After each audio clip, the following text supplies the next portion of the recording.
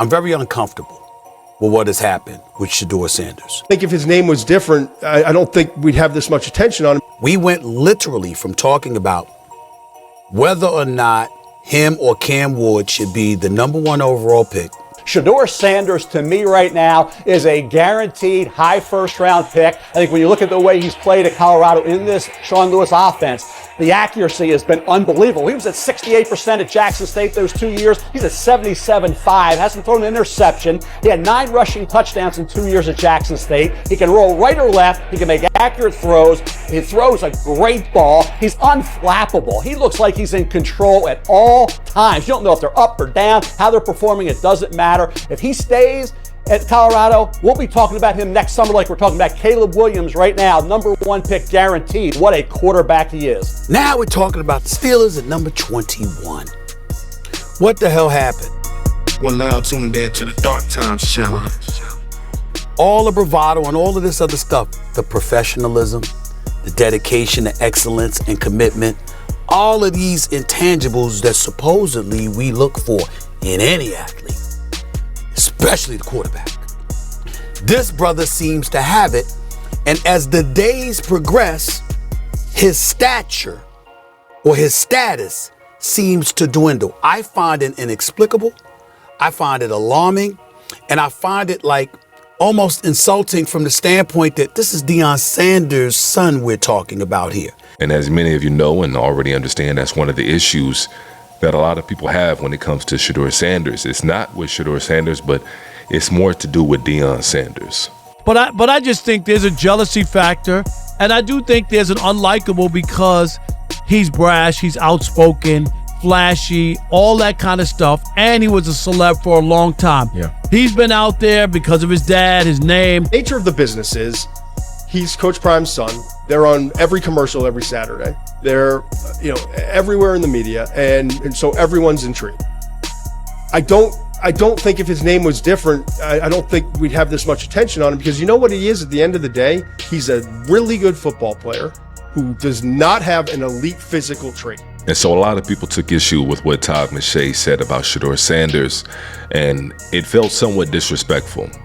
Because it's almost like you're damned if you do and damned if you don't. Because if you're a black quarterback and you play the game from the pocket like a Joe Burrow, a Peyton Manning, or a Tom Brady, when it comes draft time, they're going to pick you apart. They're going to say he's too slow, doesn't have the arm strength. But then on the other hand, if you're a Lamar Jackson and you're on a 4.43 or a 4.4 and you got a cannon for an arm, they're going to say you're not accurate enough. No, is he Lamar Jackson as far as athleticism? No. No. Does he have a Patrick Mahomes arm? No. But he has an arm that's plenty good enough. Yeah. Are you telling me that Tom Brady, are you telling me Peyton Manning, are you telling me Phillip Rivers, are you telling me Drew Brees are more athletic than Shedeur?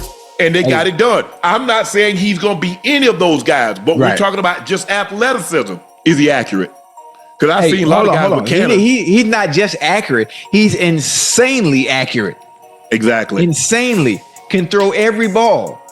But Shedeur is extremely accurate. He does a great job of throwing. Has great anticipatory skills. Yes. He does a great job of throwing guys open.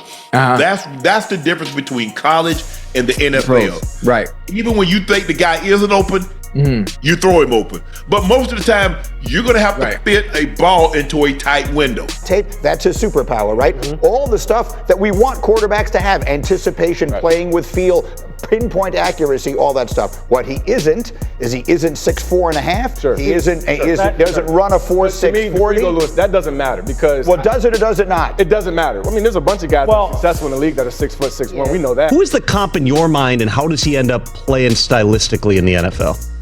Joe Burrow. I think Joe Burrow is a great fit. I had one of the guys from Colorado actually brought that up last year when I was trying to kind of figure out who fit who Shedeur was, and I think that was a great fit. Just the way Joe Burrow is always confident, always calm. Like Shedeur is always this. He's one of the guys who's literally always that. He never gets too high, never gets too low. Joe does a great job of being accurate and understanding the system. And I think Joe Burrow is probably one of the best comps when it comes to Shedeur Sanders and how his game is going to translate to the next level. I think Joe Burrow does a really good job at throwing people open. He does a really good job at anticipation. He's not out there trying to do too much, pretty much takes what the defense gives to him. And so I think that's a really good comparison. And so you would assume that that's a skill set, or that's the kind of caliber player that a lot of GMs will be looking for. But I think there's a couple of things working against Shedeur Sanders, as we all know. One being Deion Sanders, his father, and how polarizing that he is. Coach for your entire career in college, offensive coordinator in high school. What was he harder on you than the other kids on the team? Yeah, of course, because I represent him, so he knows going into any situation that the other team feels like they're playing against him. And the only way how they beat him is by beating me. And the other thing working against Shedeur is I don't think we're there yet as far as scouts and individuals celebrating black quarterbacks being cerebral and being pocket passers. That's something that's not really celebrated, and that's not something that scouts are really looking for. Typically, when they're looking at black quarterbacks, they're looking at arm strength and they're looking at speed. And if they're accurate, well, then you got the magical quarterback right there. But you're rarely going to get all three things. You'd have to go back to a Warren Moon or a Steve McNair to be able to get all those different traits in a quarterback. And so I think it's a little bit unfair and a little bit unreasonable the way that Shedeur Sanders' game has been picked apart, despite being the best quarterback in college football last year, despite winning that award. But I think it's going to work out to Shedeur's benefit. I think it's going to work out to his favor, because if Shedeur winds up with the Saints or the Steelers, that's going to be the best fit. And that's going to be an ideal situation for him, not only because of the team surrounding him, but also because of the coaches that's going to be surrounding him. And I think both of those cities would embrace Shedeur Sanders. And so, like they always say, it's not when you're picked, but a lot of the times it's where you're picked. Imagine if Tom Brady goes to the Bengals instead of the Patriots. And so oftentimes sliding in the draft is a blessing in disguise.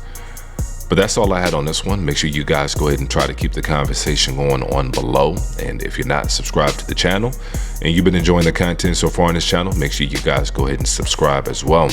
And as usual, peace and chaos.